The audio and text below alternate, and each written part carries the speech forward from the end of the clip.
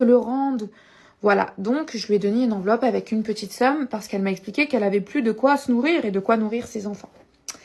Mais vous savez, nous les femmes, on a des ressentis et je suis loin d'être paranoïaque.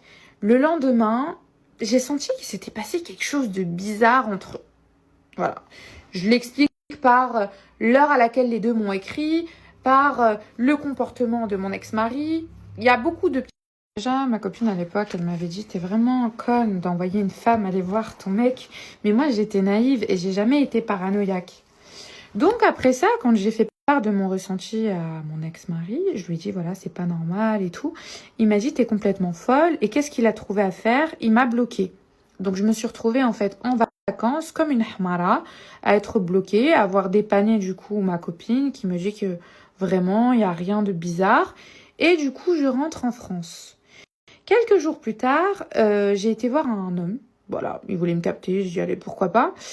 Et en fait j'en ai profité pour poster un petit snap où j'étais au restaurant. Et en fait c'est là que le monsieur s'est réveillé. Il s'est réveillé, il a commencé à m'appeler 100 fois parce qu'il s'est rendu compte que j'étais avec un autre homme que lui. Du coup, le lendemain, je l'ai rappelé et je lui ai dit, écoute, moi je pense qu'il s'est passé quelque chose entre toi et ma négafa. Et vous savez ce qu'il me dit? Oui. Je lui dis, est-ce que vous êtes embrassés? Oui. Est-ce que vous êtes fréquentés? Oui. Donc moi, j'ai voulu aider cette fille-là, qui était devenue ma copine, parce qu'elle avait une galère d'argent et que, je cite, elle ne pouvait pas nourrir ses enfants. Et elle a profité de cette occasion où il a été lui donner l'argent pour se le taper. Bon, alors elle aime, je ne sais pas ce qu'ils ont fait ensemble, ils disent qu'ils n'ont pas été jusque-là, mais ils se sont fréquentés. Là, je vous en parle en ayant beaucoup plus de recul, puisque c'était il y a 1 an, mais cette histoire, elle m'a quand même valu une hospitalisation en hôpital psychiatrique. Je ne vais pas dire exactement ce que j'ai fait, mais j'étais sous traitement à l'époque.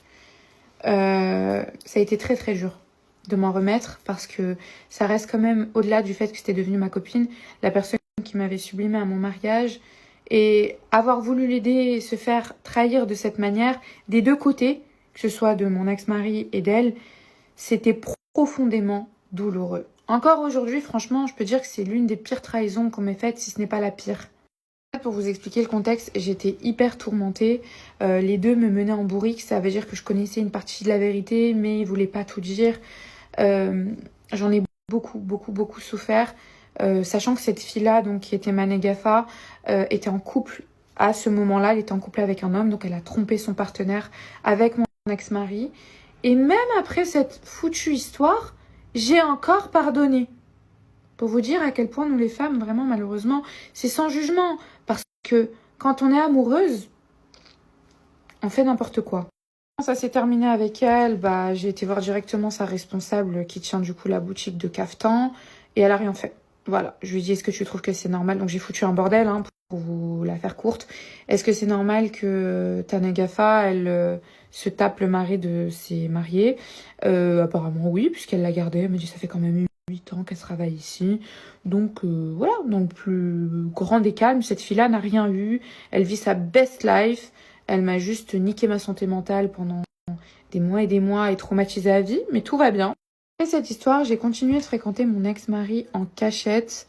Mon père a eu écho comme quoi on se refréquentait par une de ses collègues, ce qui m'a valu d'être virée de chez moi. Donc je lui en veux pas, je le comprends parfaitement, je l'ai déshonoré.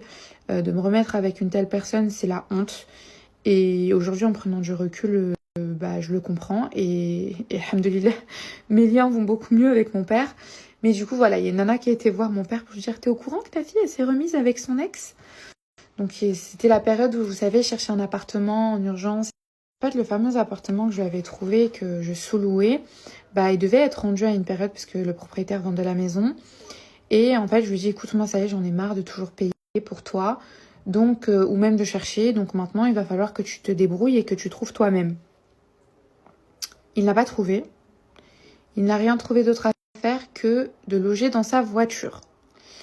Donc, monsieur a été SDF, voilà, sans domicile fixe, pendant exactement 3 mois, août, septembre, octobre, jusque début novembre. Il ne se lavait pas, je vous raconte pas l'odeur. Oui, je suis restée en couple avec un homme qui ne pouvait pas se laver et qui était sans domicile fixe.